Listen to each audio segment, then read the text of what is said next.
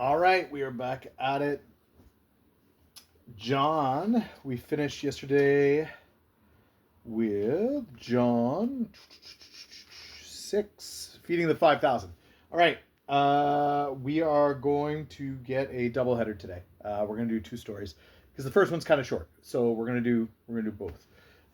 So if you're following along, John 6, verse 16. So we're going to get started. I'm reading from the ESV. You guys can read from whatever translation you like, of course, or you can just listen along. I'm going to read it out loud, and then we'll go from there. So, starting at John 6:16.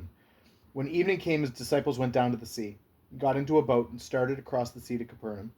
It was now dark, and Jesus had not yet come to them. The sea became rough because a strong wind was blowing. When they had rowed about 3 or 4 miles, they saw Jesus walking on the sea and coming near the boat, and they were frightened. But he said to them, "It is I, do not be afraid." Then they were glad to take him into the boat, and immediately the boat was at land to which they were going. On the next day, the crowd that remained on the other side of the sea saw that there had only been one boat there, and that Jesus had not entered the boat with his disciples, but that his disciples had gone away alone. Other boats from Tiberias came near the place where they had eaten the bread after the Lord had given thanks. So when the crowd saw that Jesus was not there, nor his disciples, they themselves got into the boats and went to Capernaum, seeking Jesus. When they found him on the other side of the sea, they said to him, "Rabbi, when did you come here?" Jesus answered, "Truly, truly, I say to you, you are seeking me not because you saw signs, but because you ate your fill of the loaves. Do not work for the food that perishes, but for the food that endures to eternal life, which the Son of Man will give to you. For on him God the Father has set his seal." Then they said to him, "What must we do to be doing the works of God?" Jesus answered them, "This is the work of God, that you believe in him who he has sent." So they said to him, "Then what sign do you do that we may see and believe in you? What work do you perform? Our fathers ate the manna in the wilderness, as it is written, he gave them bread from heaven to eat." Jesus said to them, "Truly, truly, I say to you, it was not Moses who gave you the bread from heaven, but my Father gives you the true bread from heaven. For the bread of God is he who comes down from heaven and gives life to the world." They said to him, "Sir, give us this bread always." I'm going to stop there. We'll do the second part as a two-parter on the next night. So Jesus feeds the 5,000. Doesn't get in the boat with the guys. He decides he's going to walk on water. It's the easiest way to get across, of course. It's much easier than taking a boat over. Why take a boat when you can walk on water, right? Anyways, he gets in the boat with the guys. They end up on the other side of the sea. Everybody else goes and follows because dinner was so good. Why not follow the meal ticket, right? They get to the other side, and Jesus is going, "You're here because I fed you. You're not here because I spiritually fed you. You are here literally because I fed you." And that's not the idea here. That's not what we're going for. And it's interesting to have that question asked of them, or them asking that question of, what do we have to do to be doing the works of God? Dinner was great. You're saying there's something better. What do we got to do? And it's literally all of it is boiled down to this very simple thing. This is the work of God, that you believe in him who he has sent. That's it. Jesus doesn't go into some in-depth dialogue. He doesn't rip apart the Old Testament. He doesn't go back to the Greek original language. He gives them something super simple, something super easy. It's this: believe in him who has sent. That's it.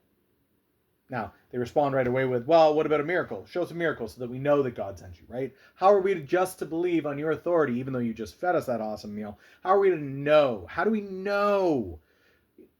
Moses was sent manna from heaven, so can you do that? Because that would be a cool trick. We'd love to see it. How about that? And Jesus corrects him and goes, the real trick isn't bread that you're going to put in your mouths. It's the bread of life. That's going to be the real trick. That's going to be the real miracle that you're going to witness here. It's much bigger than bread going in your belly. It's much bigger than you having a satisfied appetite. It's much better than the wants and needs of your eyes and your stomach. It's something bigger than that. And he'll go into more detail tomorrow when we finish off that section. But it's really, really interesting that we set our own terms.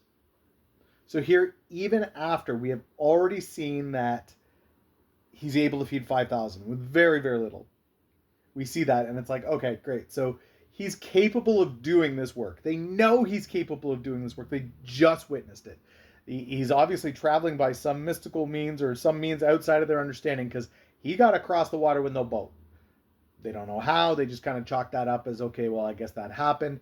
And now another sign is being asked, and it's just this amazing disbelief of him going, well, if you want to do the work of God, believe in me. Just believe in me. Well, how are we supposed to believe in you?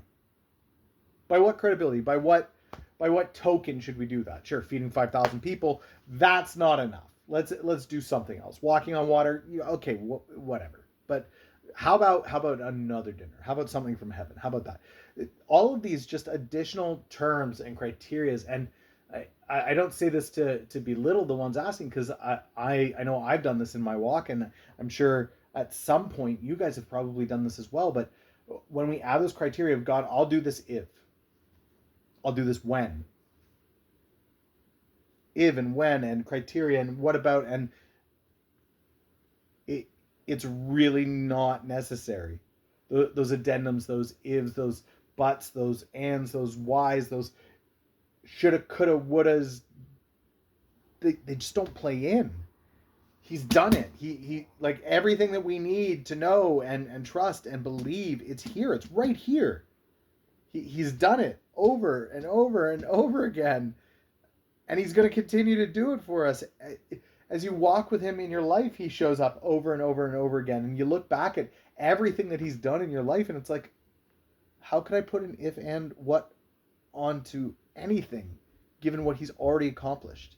If you're a newer Christian, or you're wrestling with coming to the faith, once you do that, and you look back, you're going to see that he was there. You're going to see the work that he's done. You're going to see how he walked alongside when you were an unbeliever, or when you were going through hard seasons. You're going to see that he showed up in big ways, and those if, ands, buts, and whys don't need to be there. They just don't. You can just accept it and trust it, and it's amazing to see what happens. Now, we're going to get into that a little bit more as we go here, but for today, just pause for a moment and think about the if, ands, whys, and buts. Just take a look at, is there or are there criteria that you're putting on this of, Jesus, I'll do this if and what? Or are you just there? Are you in? It's all that's being asked here. This is the work of God, that you believe in him who he has sent.